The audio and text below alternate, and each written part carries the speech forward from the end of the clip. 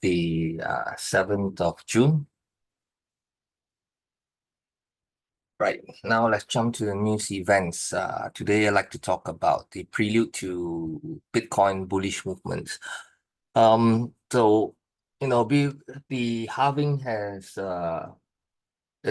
it's like 2 months, almost 2 months since the halving already. So what's coming next? And today's report is to let everyone see what could actually happen, the precursor to a bullish Bitcoin movement. And this whole report today, she's sharing today, is just about this particular topic, right? Okay, so Canada's central bank has just made a pivotal move, cutting its benchmark rate interest rates for the first time in 4 years, lowering it from 5% to 4.75%, right?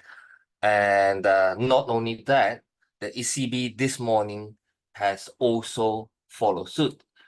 The ECB also cut its interest rates from 4.5% to 4.25%.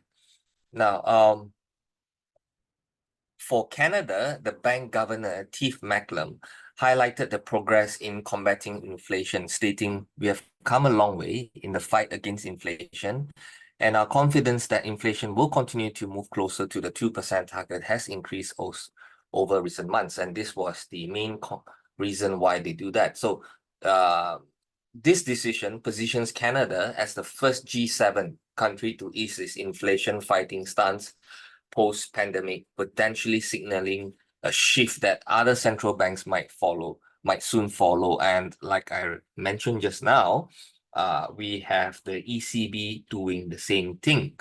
So what does this mean for Bitcoin? All right. So for Bitcoin enthusiasts, this is particularly exciting news.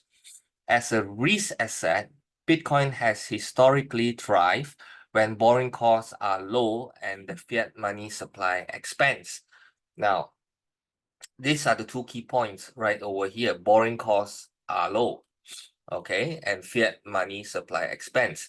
Now, if you cut rates, right, so this is like a gradual process of bringing down the borrowing costs, right? So this is one of the first steps and the catalyst of a Bitcoin bullish movement. Now, immediately following the rate cut announcement, Bitcoin surged by over 1,000, reaching a peak of 71,695.94.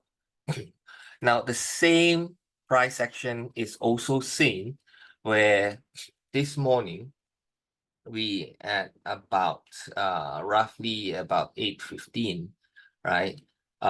We had Bitcoin slowly moving upwards. Okay, we slowly moving upwards with the onset of the belief that the ECB has also will also cut its rates, right? So that's what happened. But the thing is that since Canada has already did that already, the expectation was for the ECB to follow suit. There's that possibility as well, and we have seen that rate cut happening, and that's also the reason why it push Bitcoin up to the upper level. This was the peak 71,695.94. Currently, Bitcoin is at about 70,872. So it's really not far from here. So you can see the this momentum of central bank cutting rates, giving the belief, the cheap money can follow suit is coming, and that is one of the reasons feeding this Bitcoin frenzy right over here. So why is this so? Now, lower interest rates reduce the cost of borrowing, making it easier for investors to access capital and invest in high-risk, high-reward assets like Bitcoin. This pattern has been evident throughout Bitcoin's history.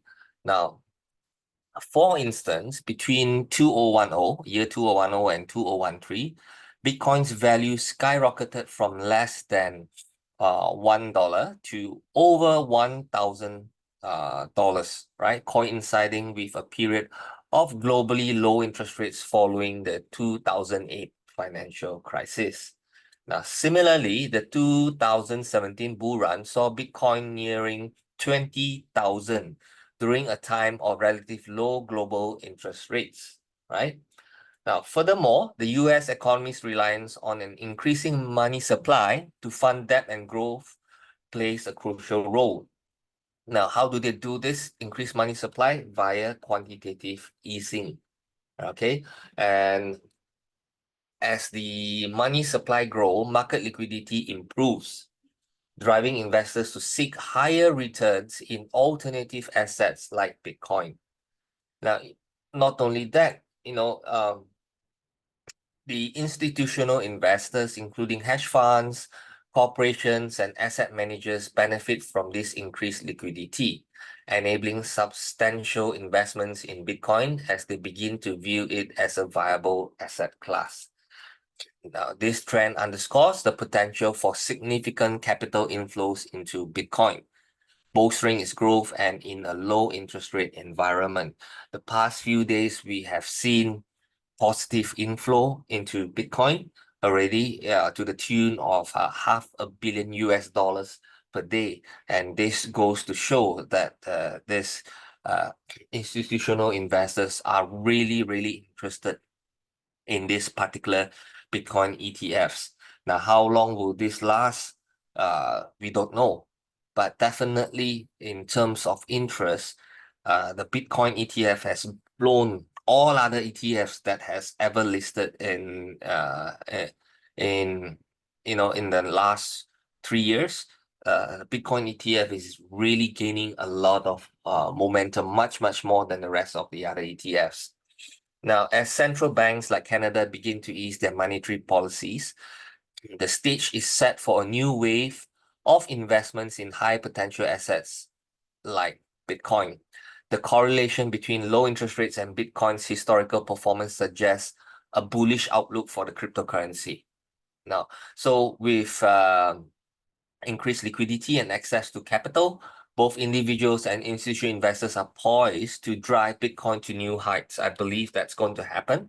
As the global financial landscape evolves, Bitcoin stands ready to capitalize on these favorable conditions, heralding a promising era of growth and opportunity for digital assets. So get ready for the next bullish movement. Bitcoin is primed for a breakout new high in the next few days, I believe. And even if it doesn't come, it's structurally wise, it's more of a corrective structure. And if you've been following the report, you know very well, every consolidation of corrective structures is always followed by an impulsive move to the opposite movement of the corrective structure. So I believe Bitcoin is still going to go much higher, with a possibility of hitting 6 digits this cycle. Okay, so that's the end of the report for today.